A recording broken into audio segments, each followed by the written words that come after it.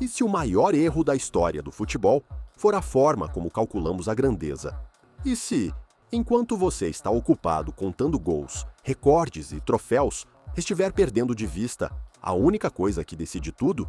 Antes de irmos adiante, tire um segundo, curta o vídeo e se inscreva no canal, porque o que você está prestes a ouvir não é mais um debate Messi versus o Ronaldo. Isto é uma confissão, uma rara, de um homem que construiu dinastias, enfrentou lendas e nunca falou sem peso. Porque quando Sir Alex Ferguson finalmente quebrou o silêncio sobre Messi e Ronaldo, ele não escolheu lados. Ele questionou completamente a forma como entendemos o futebol. E depois que você ouvir a lógica dele, nunca mais vai olhar para os gols da mesma maneira.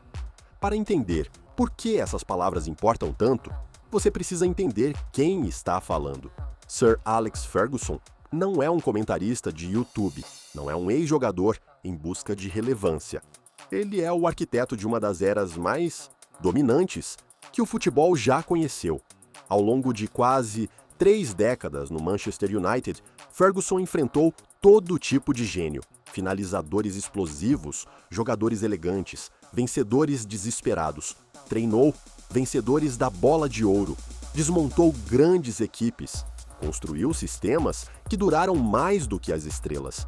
E durante a era Messi-Ronaldo, enquanto o mundo se dividia em lados, Ferguson permaneceu em silêncio. Enquanto isso, os números explodiram.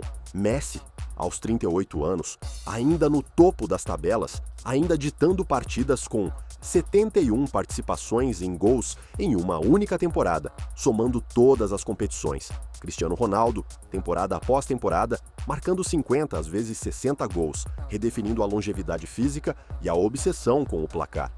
Então, aqui está a pergunta que ninguém queria fazer. Se o futebol fosse apenas números, por que Ferguson hesitou em reduzir a grandeza aos gols? E o que exatamente ele viu que a maioria de nós não viu? A confissão não veio em uma coletiva de imprensa. Não houve manchete dramática nem clipe viral, preparado com antecedência. Foi uma pausa, quase acidental, durante uma longa conversa sobre o legado do futebol.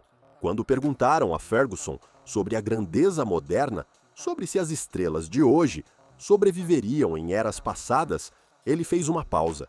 Não a pausa da hesitação, mas a pausa de alguém escolhendo as palavras com cuidado.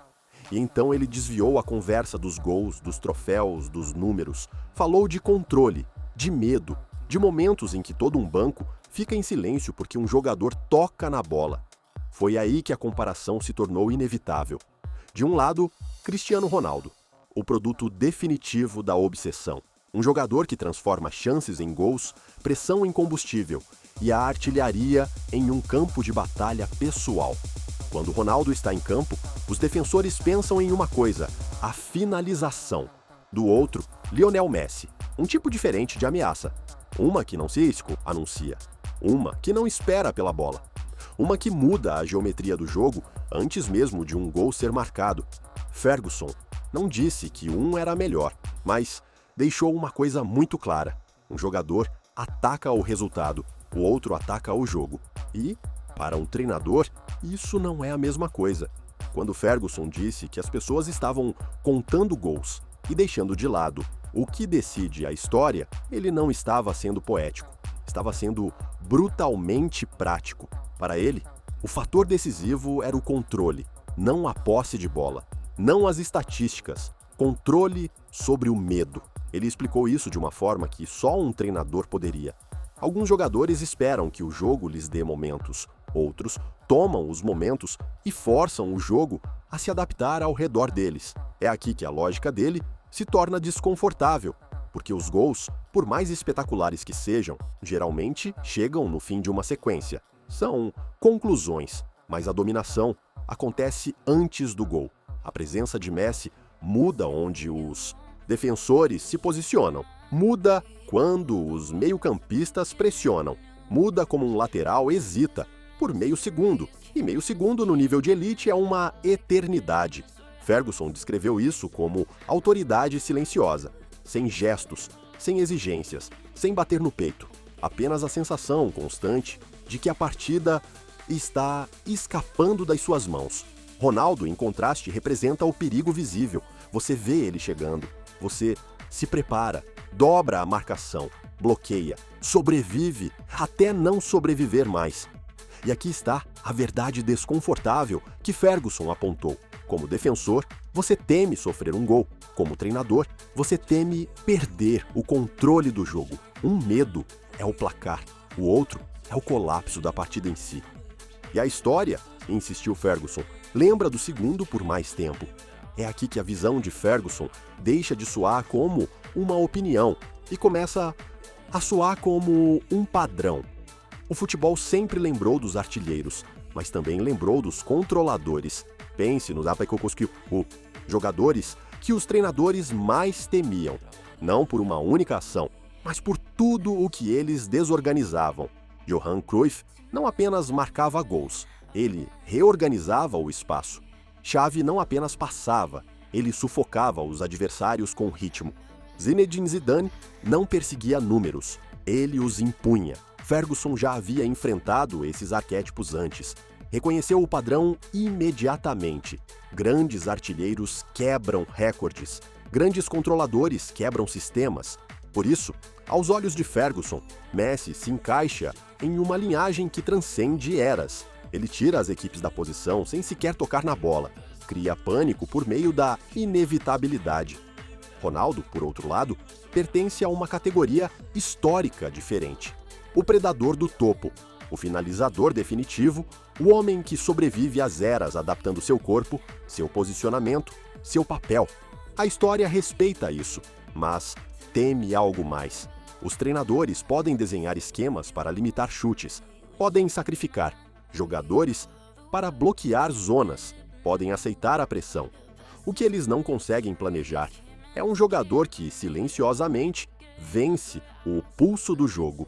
É por isso que Ferguson nunca reduziu a grandeza aos gols, porque a história não pertence apenas àqueles que finalizam as jogadas, mas àqueles que decidem como o jogo é jogado.